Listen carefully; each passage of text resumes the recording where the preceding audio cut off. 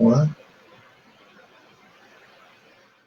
Hello, this is Tony, also known as Blessed Brother, Angie, known as Blessed Sister. and we got a great one for you tonight. Mhm. The topic is Strategy.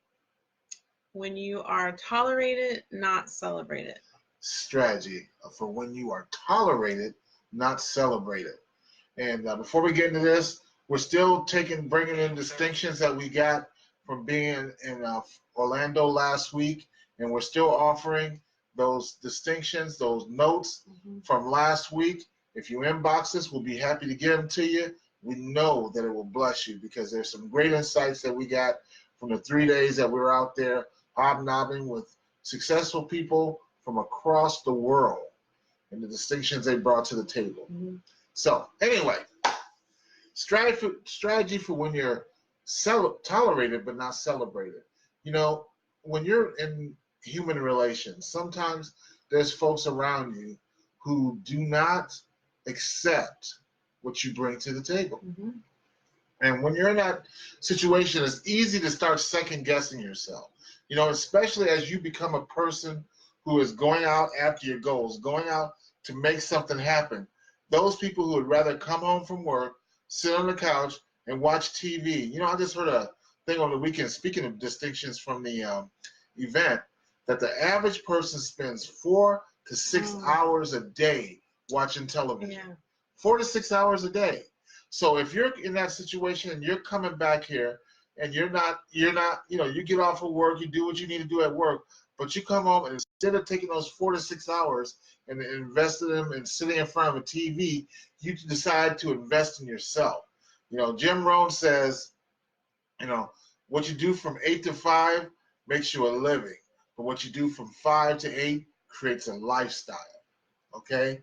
Let me say it again.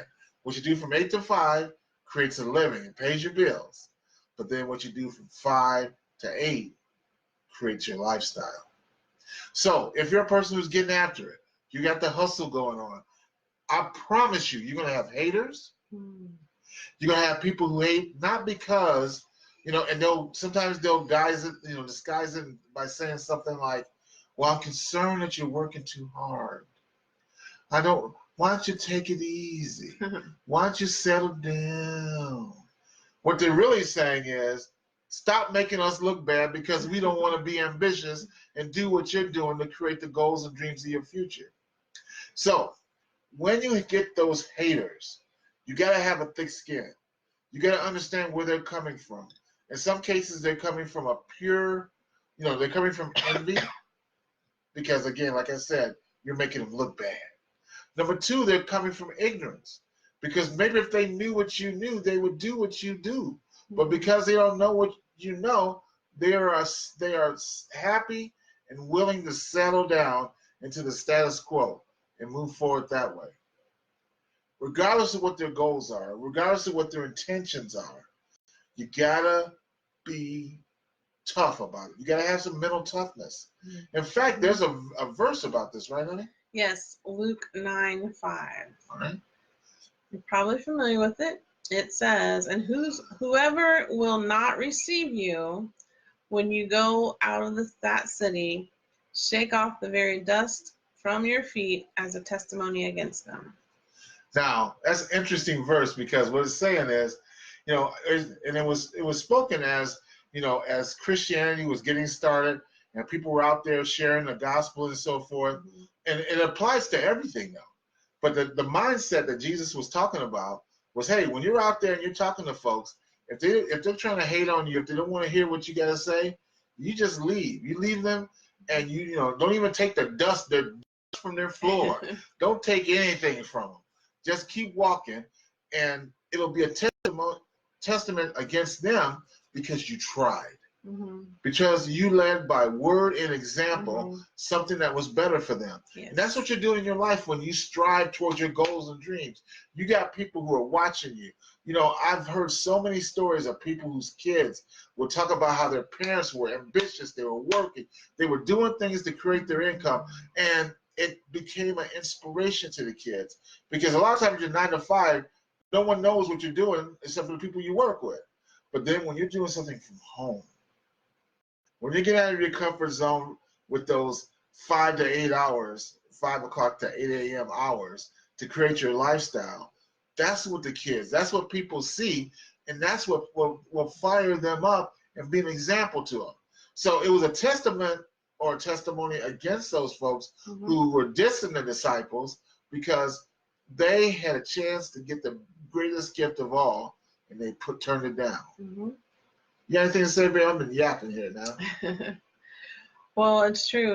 I mean, think about just that statement. You don't want to be in a place where you're just being tolerated. I mean, who wants that? Right. No one really wants to just be tolerated. That's right. You want to be celebrated. You want to be liked and loved and have that going for you instead of just being tolerated. So it's good to make something of yourself, as Blessed Brother was talking about. So the strategy has two parts. Number one, you need to bring your own mental toughness to the situation. You know, Angie, you said something to me earlier today when I asked you if you were angry with someone. I think I asked if you were angry with me. I don't know. We were teasing and joking around. But tell them what you told me.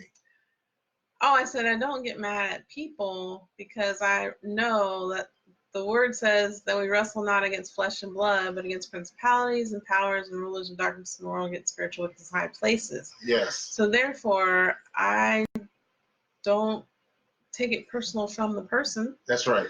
The enemy could be at work trying to distract me or get me off my game. Yeah. And I just have to recognize where it's coming from. Excellent. Isn't that a great philosophy? That's wisdom there.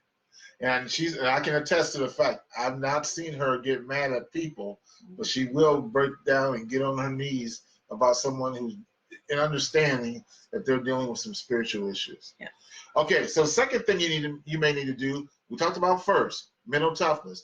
But then number two, you may need to separate yourself from some people. And that's a hard message to have. But there's some people you need to love from afar. Okay? Because as you're going after what you want out of life, if you just stay around certain folks, it's like the old crabs in a bucket.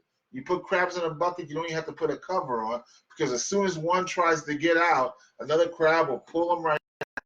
So if you're in that situation where you're being tolerated but not celebrated, I can guarantee you that in a very real way, they're pulling you down back into the bucket. You need to separate yourself. I'm not saying don't love them. I'm saying love them enough to show them an example that they will one day maybe want to jump out of the bucket like you did because of the example that you show.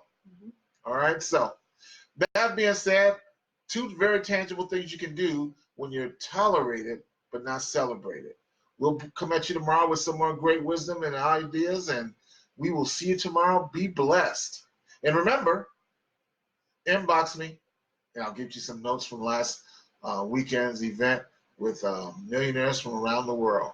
So anyway, have a blessed day.